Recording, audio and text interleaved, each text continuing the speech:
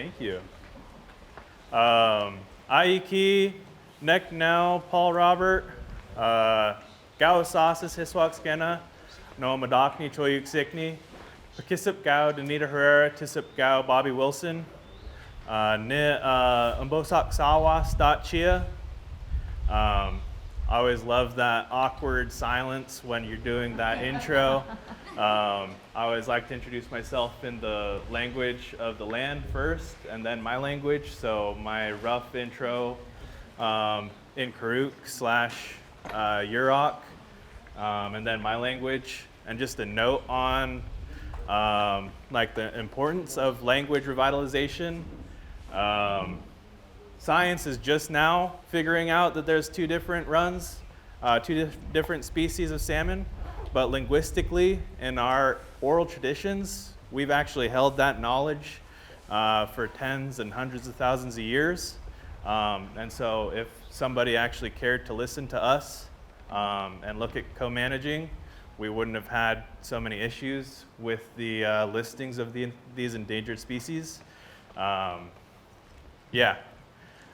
name is Paul Robert Wolf Wilson. I'm a Klamath and Modoc tribal member.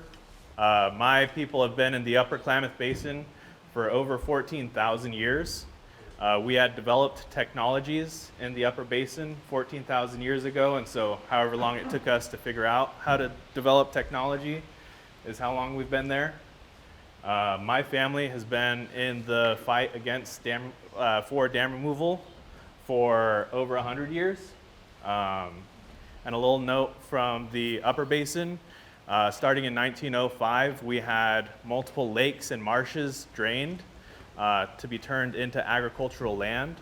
And so if you see this sticker here, this is just subliminal messaging. Anyhow, I work with a nonprofit called Rios To Rivers. Our tagline is, we're inspiring the next generation of river stewards. And so we take river-based youth from around the world in either impacted or endangered communities of dams, and we do source-to-sea expeditions. And so we take these kids from these communities and we start as high up as we can, and we talk about the relationships that their communities have with the rivers. And how dams might impact them. My first river trip was in 2018 down on the Rio Baker. My friend who started Rios To Rivers, he was running it back in the early 2010s, like 2012. And he was going to do like one of the last trips, a private trip on the Rio Baker in Chilean Patagonia. It's relative in CFS to something like the Columbia. And they were planning 2 or 3 mega dams on this beautiful, pristine river. It's a hub for whitewater, worldwide destination. And he had heard that as he was going to do this one of the last trips on it, that there was a kayak club there, and they had kids that were running these class 5+ sections of whitewater. And he was just dumbfounded, and he wanted to chat with these youth. And he did. And when he was asking them, you know, how does it feel? What is it like fighting these dams? And the only relationality they had with dams was microhydro, 2 to 3 meter tall dams. And that's not what can contain a river like the Baker, and so he had this idea of kind of putting them into a cultural exchange, a river exchange that allowed them to understand the full nuances and implications of what mega dams could do to their river. And so he ended up bringing youth from the Rio Baker up to the Colorado River and showing them what a legacy of a dam could do to a community, to a river, and to the species that rely on that healthy river. And vice versa, he took some kids from the Colorado River Basin down to the Rio Baker and got to show those kids that have a dammed river that's a broken ecosystem. He got to show them, this is what a free-flowing river looks like. And so that was my first time touching whitewater, was a follow-up program connecting the Baker and the Klamath. And to go from a river that, I'll pull up a photo really quickly and walk around with this, that on an annual basis, we get a toxic algae bloom that turns our water fluorescent green. And this, my people, we're called the Euxikni. I am the lake people. That ties us to these ancient lakes. One of our lakes is considered one of the 9 ancient lakes in the world. And for my water to turn into something that looks like this, and that's where my food systems are dependent upon, this is a crime on such insane scale. And so to go from a river that looks like this to a river where I'm looking up and I can see the glaciers and I can see the slot canyon carved out by these waterfalls, and I can see the water, that full water system in front of me, and I can dip my cup into the river and drink it for 3 weeks. That change in worldview for me, to go from my sick river here where we're dealing with this 100-year legacy, to having that hope, to having a relationship with a river, and for my first time touching whitewater and being able to drink out of the river, that changed everything for me. And I remember my little sister and I were doing the pre-trip. We were on a small tributary to the Baker, and we were in hardshell kayaks. My people are canoe people, and we got into those hardshell kayaks on this small river called the Rio Cochrane, and neither one of us could pull a straight line across this small tributary to save our lives. We were holding on to the reeds and the grass at the side of the river so that we didn't get swept down into a little riffle. But we both knew that we loved that feeling of being in the water and having that autonomy in the way that a hard shell kind of felt. And so right then we started the Chilcotin Kayak Club, which is, we've renamed it to the Mukluk's Paddle Club so that we can be more inclusive of our language. And we've been working to get other tribal youth, indigenous youth in our communities out onto the river in the same manners that we are ever since. And so some of the work that we're doing right now in the context of the Klamath Dam removal, it was supposed to be in 2020. So my vision was 20 different river basins in 2020. I'm going to bring young tribal indigenous youth from around the world, from 20 different river basins, come and have them bear witness on my river when we have it freed from these dams. And then we've had to push it back multiple times. And so every year, Pacific Corps and FERC pushes it back. We're adding on another level of support, another community that's going to take that story home, take our momentum from this struggle, this fight of 100 years that my family has held, and a lot of the families and the communities are, represented by all of the agencies here. Be able to take this story and use this story in their communities to help save them. We're working in the BOBO, which was once called the Grand Canyon of the South. You can no longer run it the same way it used to be ran. It's being dammed illegally. The Beni River, we've got an expedition going on the Beni River. That's the headwaters of the Amazon in Bolivia. And instead of doing EISs to put these 36 mega dams into Bolivia and make them the powerhouse of South America, instead of EISs, they're dredging the rivers and illegally mining on the rivers. And so our focus is to put youth on the river and use this story.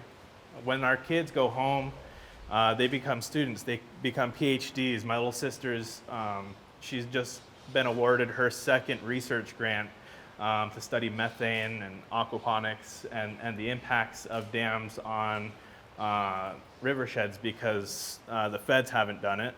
The state, neither of the states do it. The federal government throughout the United States does not measure methane and its impacts on rivers. And yet we're happy to throw money nationally and internationally at hydro and build them as clean energy. And so that's been our dream, my dream is to bring, now it's 24 or 25, depending on when we get that good water after the dams are removed. I'll be bringing cohorts of Indigenous youth within our methodologies, within Indigenous protocols, having witnesses. So having somebody from another community to come and bear witness is a big part of ceremony. And so for me, within that oral tradition, I need for those people to come and take this story because how often do you get to say one of the richest men in the world has decided that this is too expensive? Warren Buffett is copping out because he doesn't want to maintain this stuff. This is too expensive. This wasn't because we're acknowledging the international, the nation-to-nation relationships we have in the treaties. I really wish we could say that that was the root of dam removal, but it's not. That's been violated, and my tribe has won in Supreme Court a handful of times already. And that's not the reason for dam removal. It's a financial decision. And that's so much more powerful because we can use that against super funds and these transnational corporations. And we can use that story to help save frontline Indigenous communities and the rivers that they hold relationships with. And so 25 and 2025, and I was telling this story to a professional kayaker from the Forks of Salmon. His name is Rush Sturgis. He came out to come paddle with my students last year, and he asked me, do you have any kids that are going to paddle in hard-shells on the first descent of the Free Klamath? And I couldn't answer yes because there's so few of us with the access and the access, education, gear, knowledge necessary to be able to paddle our river here. And so it was like, no, I don't have any tribal youth to fill that role. And so we created a program called Paddle Tribal Waters. And so this summer, this July, we're going to have 16 Klamath tribal youth from throughout the Basin come and get some really awesome instruction. We've got World Class Academy and Otter Bar supporting us, and they're going to teach our kids how to do those basic introductory paddling skills. They're going to graduate with WUFAs and swiftwater rescues, so that when we send them home with all the gear that's been donated, Jackson, I'm also an ambassador for NRS. NRS threw in life jackets and helmets and throw bags and all these things, but we want to make sure that we're sending our kids home safely. So, partnering with Sierra Rescue and making sure they have that concrete pattern and system of support so that they can do this safely. We're not just sending them home with gear and skills, but having that security with them as well. We're really excited to be able to have an extra year now that it's been pushed back again from 23 to 24, and the earliest we might be able to run it is 25. We're hoping late 2024, but every year we push it back. I'm adding on that level of support, that extra community, and that also gives us a little bit more time to get those kids trained up.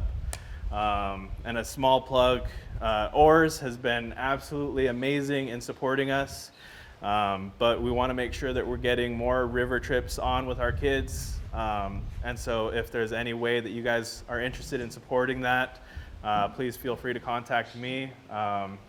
Class 4, 5 water, I'm talking with Scott and some of the other folks involved, Rez.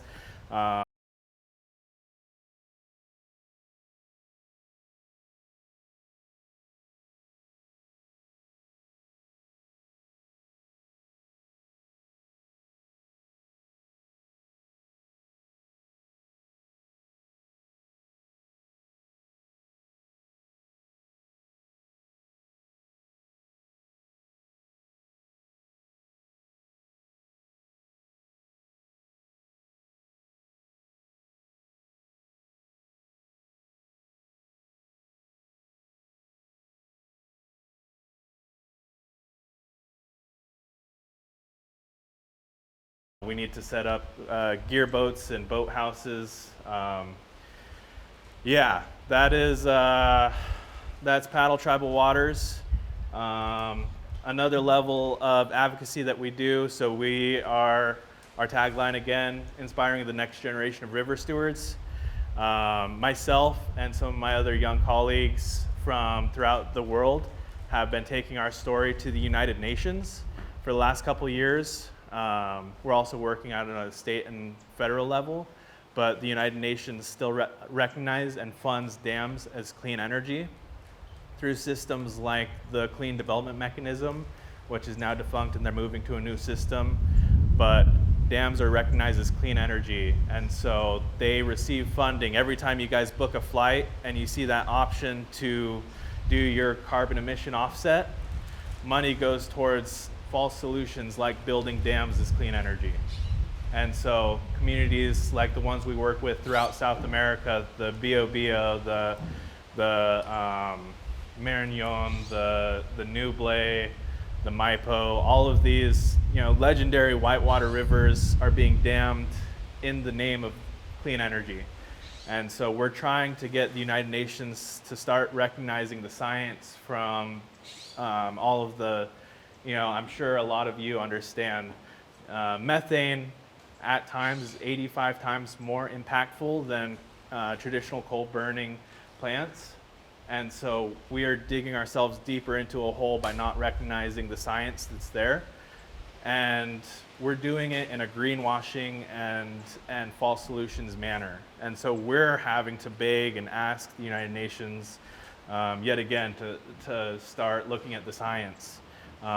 Indigenous communities have constantly had to do that, and we get ignored, and our rights are trampled and not recognized. And so it's another front. We'll be in Egypt this November, and I'll be taking a group, I believe, of 12 indigenous youth from throughout the world, from impacted or endangered communities, to go and try to get in with the negotiators at the United Nations and ask them to stop recognizing dams as clean energy. You agency folks can help us on that federal and state level, because those are things that the state and feds have not done yet. And my little sister is having to do research in her sophomore and junior year as an undergrad to look at the methane emissions, and yet, the decades of experience I see here, I would really hope that we could expedite these studies so that we can stop, projects like this from happening in other beautiful river sheds. I'm trying to think of anything else I might have not mentioned. We'll be in the Bolivian Amazon this October. Like I said, their Chinese funds are going towards getting the Bolivian government to build 36 mega dams in the headwaters of the Amazon. I don't know if I can understate how much impact that will have internationally, but those communities could really use your support. We will be rafting and kayaking, working on getting, we're not working as much with youth as much as young adults, just because there is a little bit of danger. Violence has been, enacted on some of the activists there, but we'll be in the most biodiverse national park in the world, the Madidi National Park, on the Rio Beni, the Rio Twichi, and the Madidi rivers. And we'll be working with the National Park Guards to get them the skills necessary, and the activists, the Mancomunidades, that's the Commonwealth of Indigenous youth, indigenous communities in the Bolivia that are working against their government to try to save their rivers there. And so those are a couple arms of our programming. I'm not checking my texts. I am checking my notes. Yeah, those are the big ones that I wanted to highlight.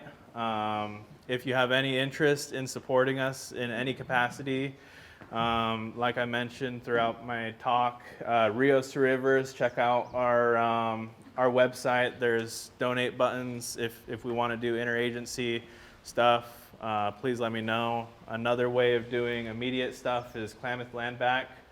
80% over 80% of the biodiversity left in the world is governed and stewarded by indigenous peoples.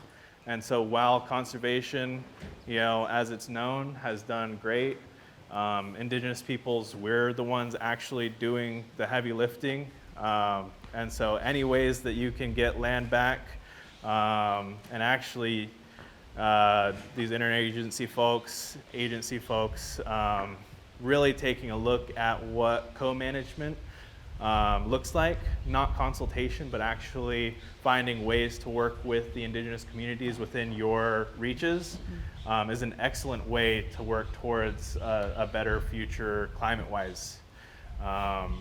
We often are consulted, but not actually in the room, not actually at the table. We get to show up and do the land acknowledgement to alleviate some stress about being on stolen or unceded lands, but then you don't really see us that much. Actually, Bob was telling me, about a couple of new bosses. So I guess that's changing a little bit, but we need a whole lot more of it at every level, not just a couple of people every once in a while. And so, yeah, thank you for listening to me ramble. Are there any questions? I got one. You said your first river was the Rio Baker? Yes, sir. Yeah. You meet a guy named Monty Decker? Monty, I believe so, but I might have met him on the Fuda. Okay, he's a fish guy. I used to work with him at Oars.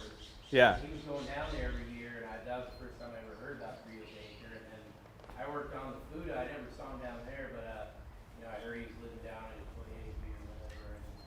And yeah, I really, other than every once in a while, I see something on Facebook. But yeah, he's got like a kid now. He's like a kayaker, and he's like 20, I think.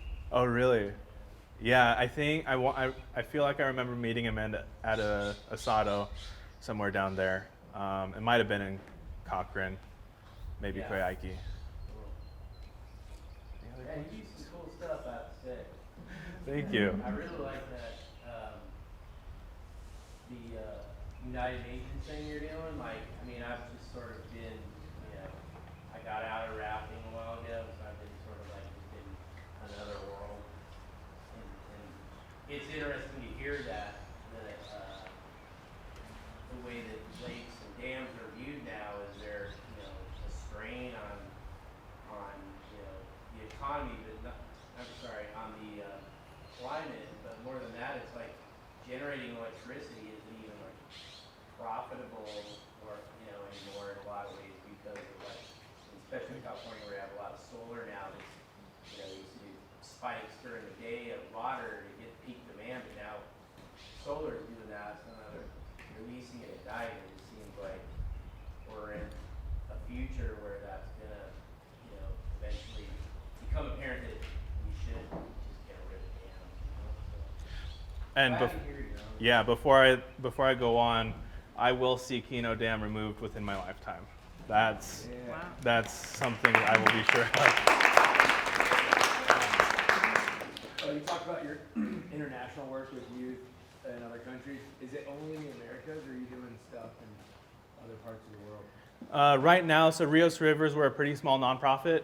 We have a chapter set up in North America as well as South America. So we have our own director, board of directors down in Chile. We have had a lot of, not a ton. We're starting to work into Africa, into Asia. So the Mekong River Basin is one of the hardest hit places. My good friend Kotai, he was doing a lot of river work. Now he's leading one of the guerrilla revolutions against the ethnic cleansing that's going on by the military coup happening in Myanmar. But as it stabilizes, we would love to get back into the Mekong. We'll also be stopping by Nepal after Egypt, and then White Nile. Hoping to go hit the White Nile before it's dammed this year.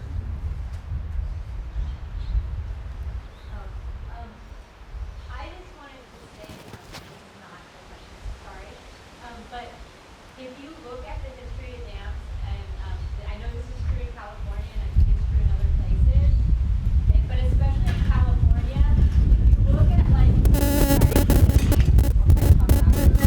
if you look where the dams are located, and you look where like native reservations and allotments were, like dams were used to displace native people on purpose.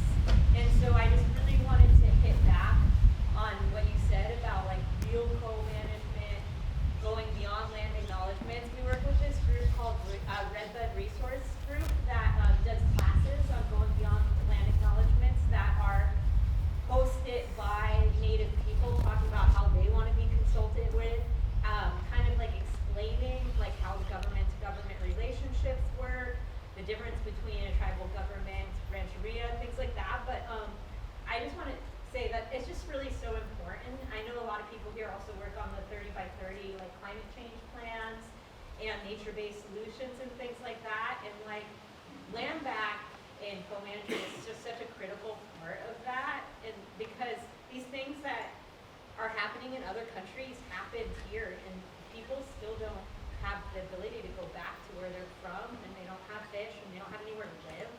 Like a lot of the people around here, you know, Kru tribe doesn't have a reservation, are homeless. You know, a lot of people, because land prices are too high for them to have anywhere to live. So it's pretty hard to like enact these like solutions that people are talking about when you don't have the ability to like manage your own land or live on your own land. So anyway, I just wanted to highlight that that was so important. So thank you for saying that. Of course. Hey Paul,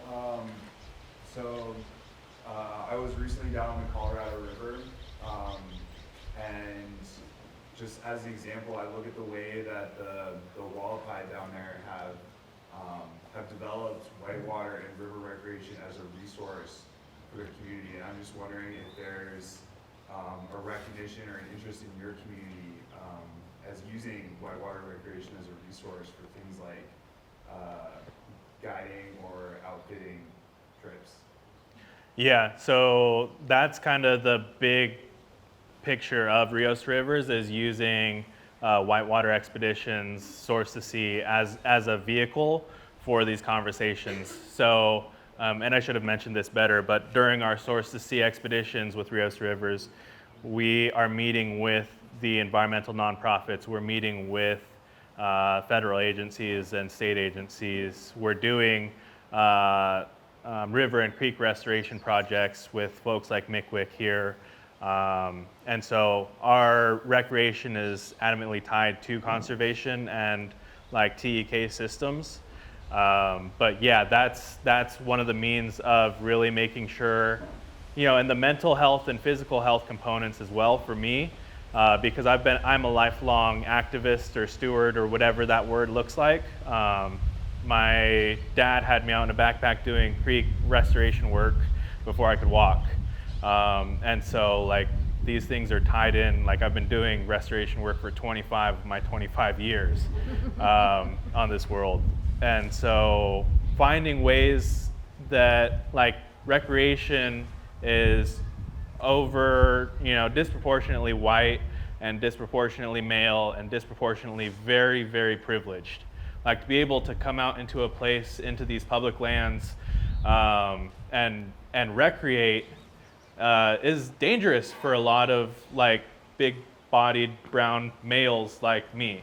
And so finding safe ways to do that and taking up space, so like NRS giving me support and being a face within the whitewater community, even though I'm like a class 3 boater, is huge, because I get to go and be on my river on a daily basis. I go for a daily paddle, and on that daily paddle, I get to interact in a way with these natural resources.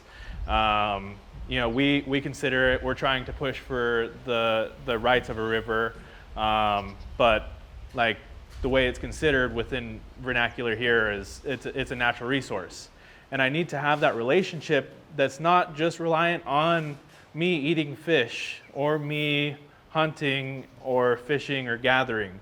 Like I need to have this stress-free and light way to have my time, because I spend 10 to 12 hours working. You know, Zoom calls, grants, all of these things that are necessary within environmental nonprofit and advocacy work.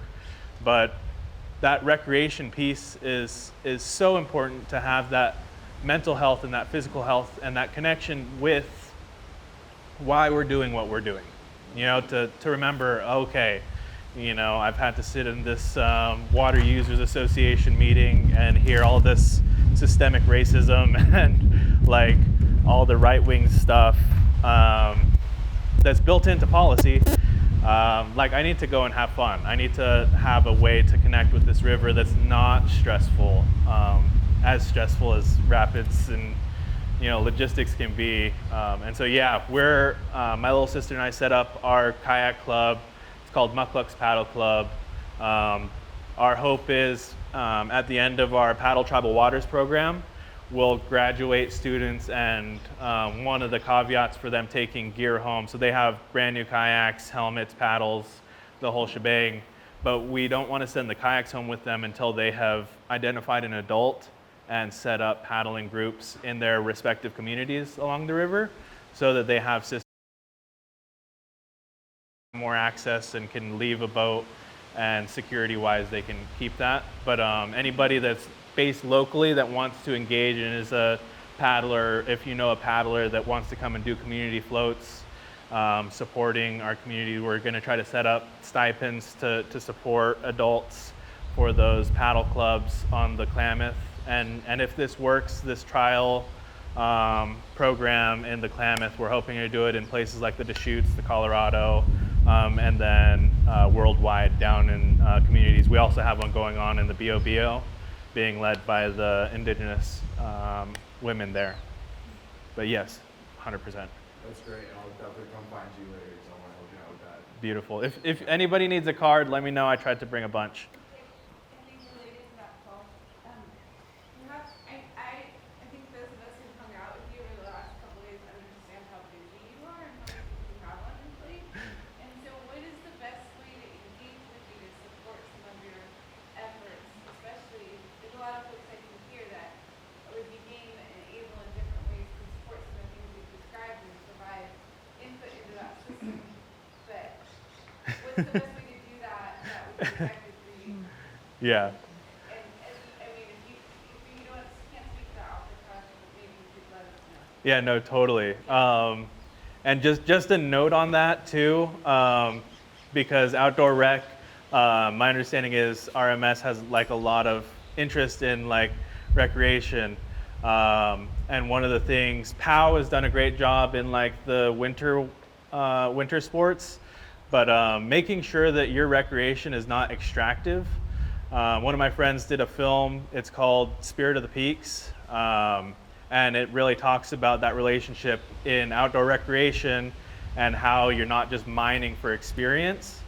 And so making sure that your outdoor recreation, this is an awesome community that can really speak to that, but making sure that your recreation is directly tied to conservation or a system of reciprocity to take care of the places that you're recreating and having fun in. And all that to say, like making sure that if you're coming to ask me for education, that you have something to reciprocate with, because I am stretched and we are a very small nonprofit. And so like do research before coming and asking, but like being really methodical with this is a really powerful room. The folks in the circle are really powerful. Email is probably the best way. Checking out our website, riostorivers.org, and looking at as well ways that you can take this inspiration and go home and work in your office.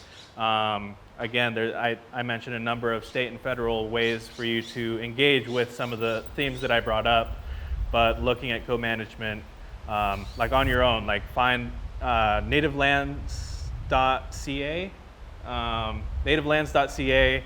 If you're not from here, you can identify that tribal group within your region and actually look at co-management. Actually look at ways that you can find a land trust. You know, land back might be a little scary for a lot of folks. And so land trusts, conservation trusts, whatever that looks like to get indigenous people at the table. If you really, really need help, do email me and I can help you outside of our scope. But yeah, I'm really hard to get a hold of. I try to spend as much time that I'm not in a Zoom call on the river. And so Kirsten and Christina and Tom really experienced, I think Scott, you probably experienced that as well. I'm very hard to get a hold of because I am just trying to spend time on the river. But yeah, any other questions? If anyone works in California, we know a lot of the Californian tribes that work on restoration and outdoor recreation issues. And if anyone specifically works in this area, the Eel River or Sacramento River, we are always trying to do outdoor recreation stuff for the native youth within those regions too. Save California Salmon is a huge resource. Like if I'm thinking NorCal, anything river related in California, they're like one of the people that I really think of. Any other questions? Thank you. Thank you.